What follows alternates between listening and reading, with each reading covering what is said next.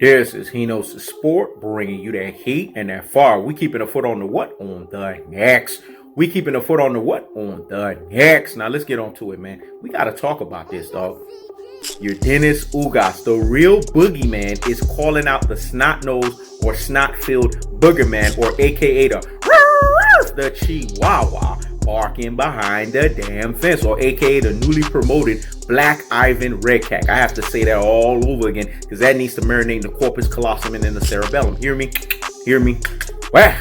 The real boogeyman, Yordenis Ugas, is calling out the snot-nosed or snot-filled boogerman, aka the Chihuahua, barking behind the damn fence, aka the newly promoted Black Ivan Redcat. You see the difference? You see the distinction? You see the delineation? You see the division? You see the gulf? That's what real boogeymans do. They go out there and they, like Casper the Ghost, dog. They come at your ass. Let me say it again. They, like Casper the Ghost. They come at your ass, dog. That's what Yordenis Ugas is doing at his truest and his most properest levels. He's reducing Terence Bud Crawford into Bud Fraudford, into Bud Duckford, or into Duck Fordford, or however you want to call it. Terence Bud Crawford doesn't want real smoke with the heavyweight lifting of the upper echelon of the welterweight division. He's proven this. This is the second time Yordenis Ugas has called him out. So this would be a second. DuckTales. DuckTales. There's a stranger out to find you. There's a stranger out to find you. What to do is grab on you some DuckTales. It'll be a second fucking DuckTales. No. Let's talk about Sean Porter. My buddy and me. My buddy and me. My buddy and me. And for the number 4, because he ducked his ass 4 times, we got to come in it, because remember, what does the number 4 mean? Covering all sides and angles. My buddy and me. He ducked this motherfucker 4 times. Then let's look at Kell Brook. Guinness Books of World Records. We're going to have to start quoting LeBron here. Not 1, not 2, not 3, not 4, not 5, not 6, not 7, but 8, 9 fucking times this man has ducked Kell Brook. Then we got to look at Danny Garcia. Financially ducked Danny Garcia because he didn't want to pay Danny Garcia $10 million, but to end up fighting Mean Machine, which he thought was going to be a bum bash, and his ass got dropped in 3 rounds. That's why everybody's been calling his ass out. Since that fight, notice, Terence Bud Crawford has been looking like a la cucaracha, la cucaracha. Yo no puedo caminar. La cucaracha, la cucaracha. Yo no puedo caminar. That's what the reverse bias, aka detractors, aka Panthers, been doing. They be scattering like cockroaches because they can't justify Terence Bud Crawford.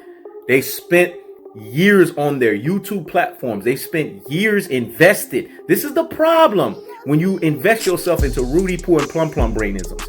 This is the problem when you invest yourself into classic dose and troglodytisms. This is the problem when you invest yourself in what we call ultra fanboy with the ultra fanboy rhetoricisms. It doesn't merit nothing. It's a pandering narrative. So it has a ceiling cap. Once it goes up, it must come tumbling down. And then we have to look at everybody else Terence Bud Crawford ducked, man. Terence Bud Crawford ducked Keith Thurman twice. I mean, how many people is this guy going to duck?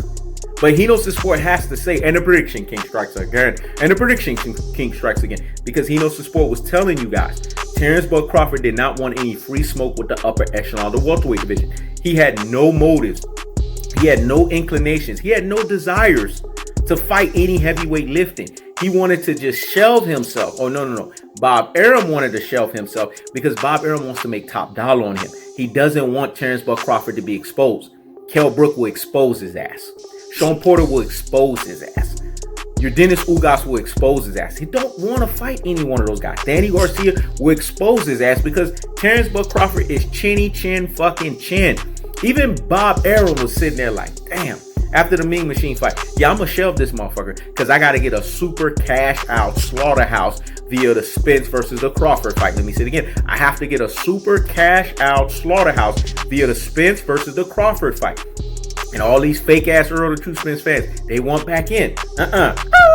Stop the presses and pump the brakes on the nonsense. Go sit down somewhere and what? Higgity fucking hush. You can't come back. You can't come back, dog. Because y'all motherfuckers stayed where y'all rabbit asses was at. So you can't come back. That's just the way it works. Y'all picked the wrong side. Y'all was on the wrong side of history. And now it's catching up. The chickens have come to roost. And now we have Yordenis Ugas here that's saying, I sent a fucking contract. See, this is the thing that they're doing to Terence Crawford. They're chin checking him. They're basically reciprocating to him what he thought he was reciprocating to them. The difference was he did it in a chihuahua barking behind a damn fence status because he didn't send no contract. He just ran his rabbit ass mouth. He ran his Omaha, Nebraska mouth. He ran his Bud Manfan mouth. Them, they said, we're gonna send fucking contracts here to prove that this guy's ducking us. It started with Sean Porter and them, Kenny Porter. He talked about how many times they sent a contract. Bob Arum act like he ain't see it. Keith Thurman, they sent a fucking contract, $10 million. Act like they didn't fucking see it. Kell Brook and Eddie Hearn and them sent a fucking contract. Act like they didn't see it. Yordenis Ugas. Do you guys keep seeing how this is adding up?